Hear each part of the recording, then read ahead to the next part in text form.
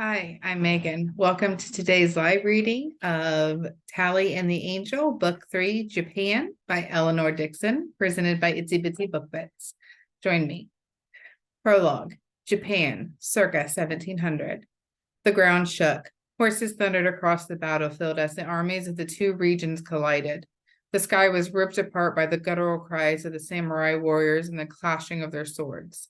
Above all, the passionate beat of the taiko drum that indicated the war fever in samurai and elite soldiers alike carried on the air to the Honmuro, the tallest keep of the castle. There, Otomo Kasami, shogun of the Tokukobi region of the feudal Japan, stood motionless at a window. His eyes narrowed to mere slits as he stared at the battling hordes below. His face was like stone. Sichi, his 17-year-old daughter, kneeled at his feet with the folds of her silk kimono pooling like ripples on a pond. With her head bowed, she could just glimpse her father's clenched fists. The veins stood out on the taut skin, and from them Sichi guessed his state of mind and how the battle was progressing. Sichi couldn't see the taiko drummer, but she imagined the sweat dripping down his face as he poured his soul into his drumming. Keeping her face expressionless, she listened to the message hidden in the rhythm. Then, suddenly, the drumming stopped, and with it, Sichi's heart. Chapter 1. My father was the mightiest of the shoguns. Even the emperor feared him. His word was law in our region, and no one crossed him.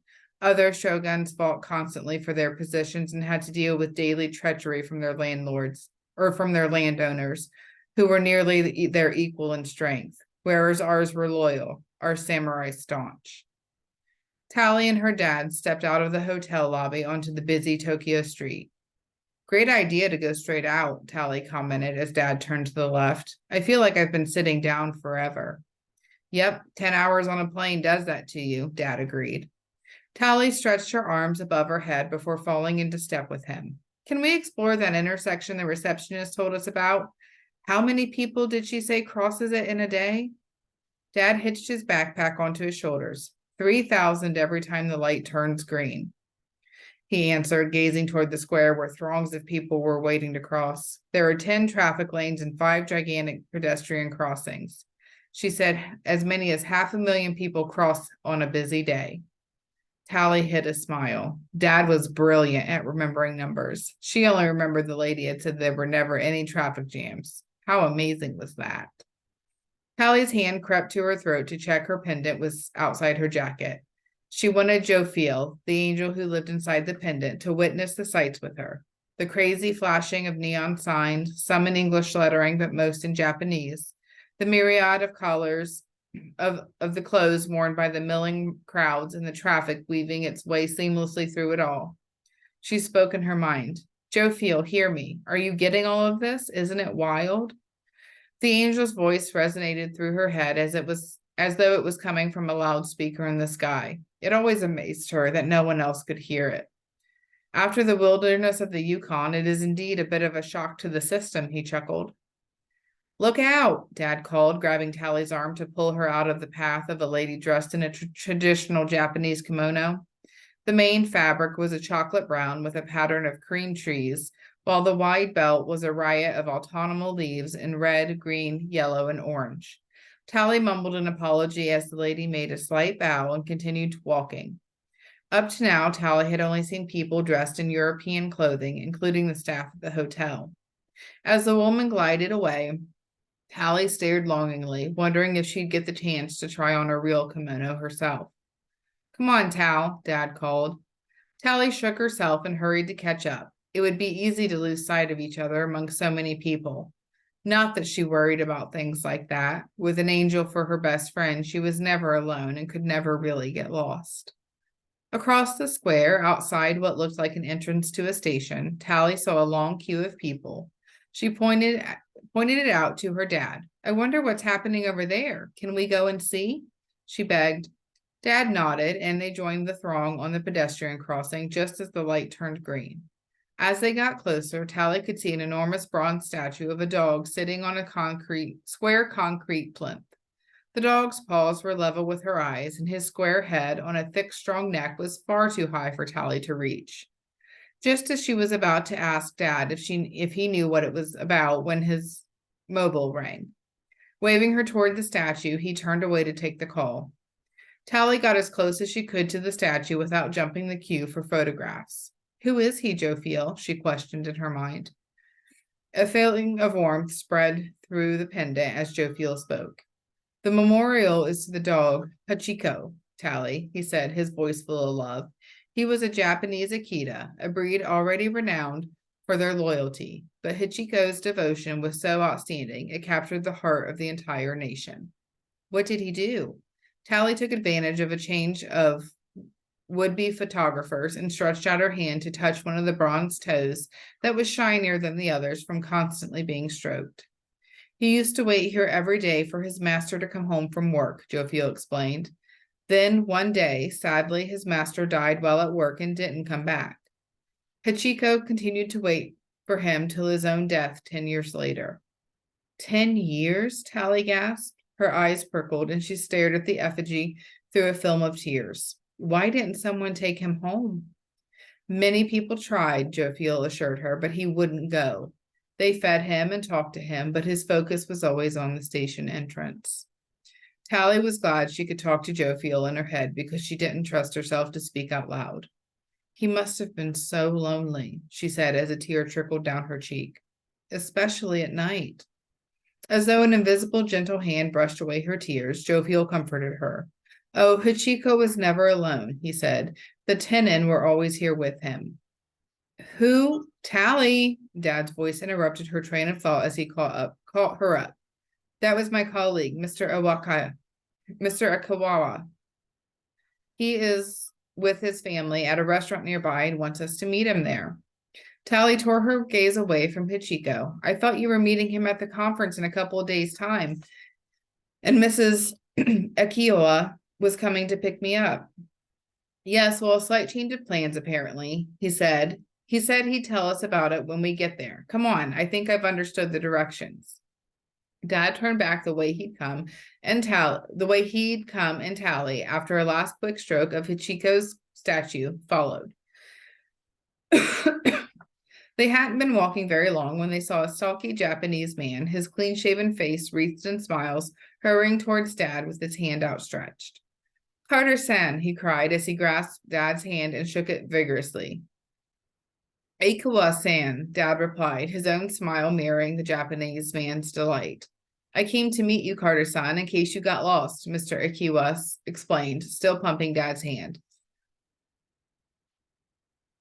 Excuse me. Tally hung back. Why were they calling each other by their surnames?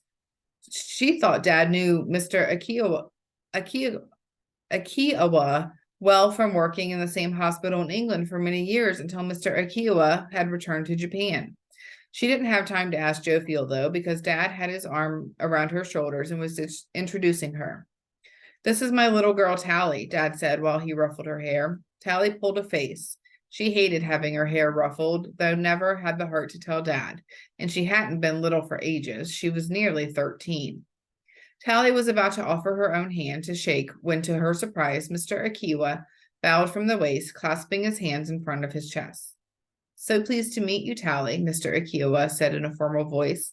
Then he beamed to her. My son Yoshi can't wait to see you and practice his English. We brought his school friend Miyu along too, because my wife thought it would be nice for you to have a girl to talk to. Please come this way. He stretched out his hand to usher Dad and Tally down a small side road.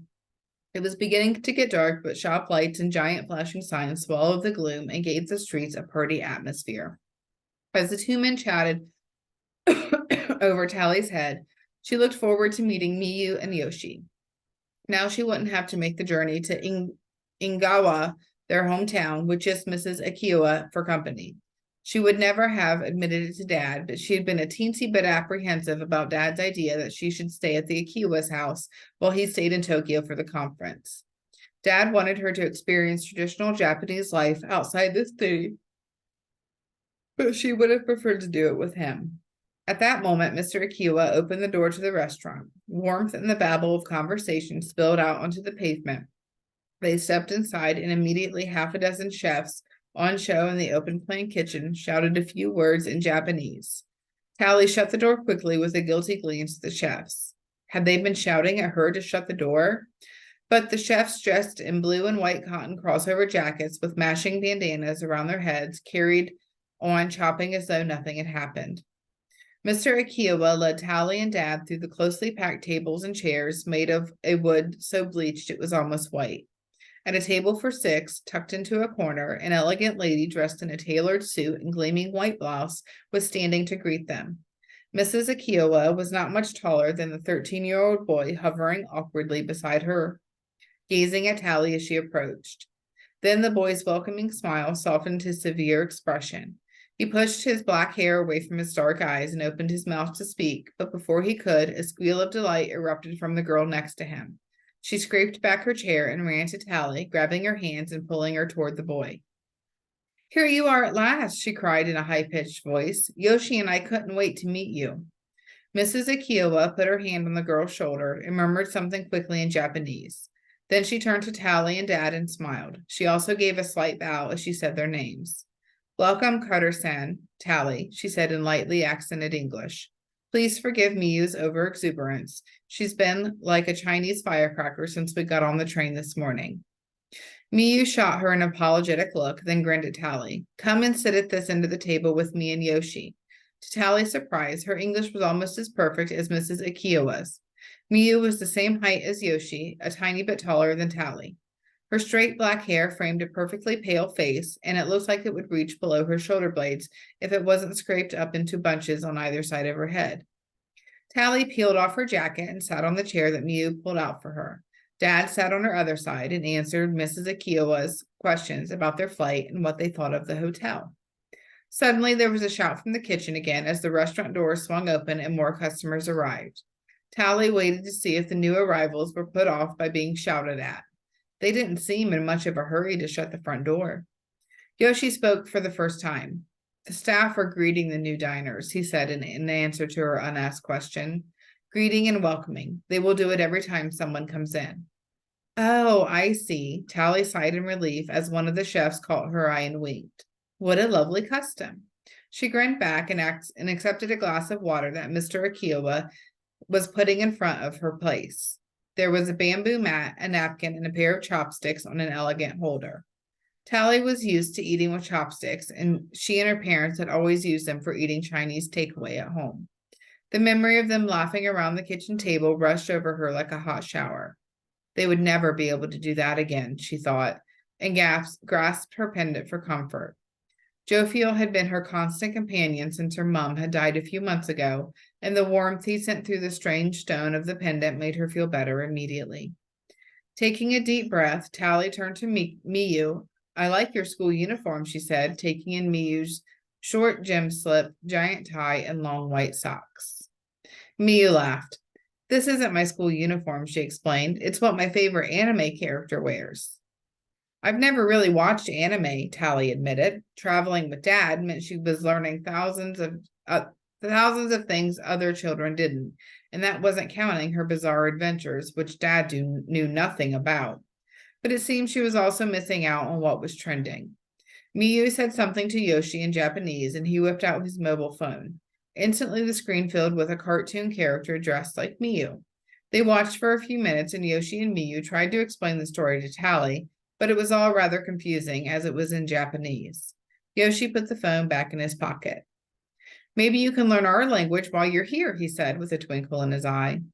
Luckily, Tally didn't have to answer because the food arrived. She was already feeling a bit embarrassed that Yoshi and Miyu spoke English so well. "This is the best sashimi restaurant in Tokyo," Mr. Akiwa announced proudly. Tally had read an article about sashimi in the flight magazine on the way over. The author had said how eating the fresh fish raw was the best way to experience the full flavor. She remembered having sushi once with Dad in England, and there was raw fish in that, but she had never really noticed it when it was surrounded by the sticky sweet rice and dried seaweed, which she loved. She looked down at her plate. This was totally different. The strips of raw fish were beautifully arranged in circles and surrounded by vegetables cut in the shape of flowers and petals. Tally recognized tuna from the article, but she hadn't a clue what the other sorts were. She glanced at Mrs. Akiwa, who was balancing a piece of yellow fish between her chopsticks. Tally hesitated. She was game to try new things, but this was so far from anything she'd ever eaten before. Slowly, she picked up her chopsticks while Mrs. Akiwa, with the greatest of delicacy, brought the fish to her mouth and popped it in with a smile of satisfaction.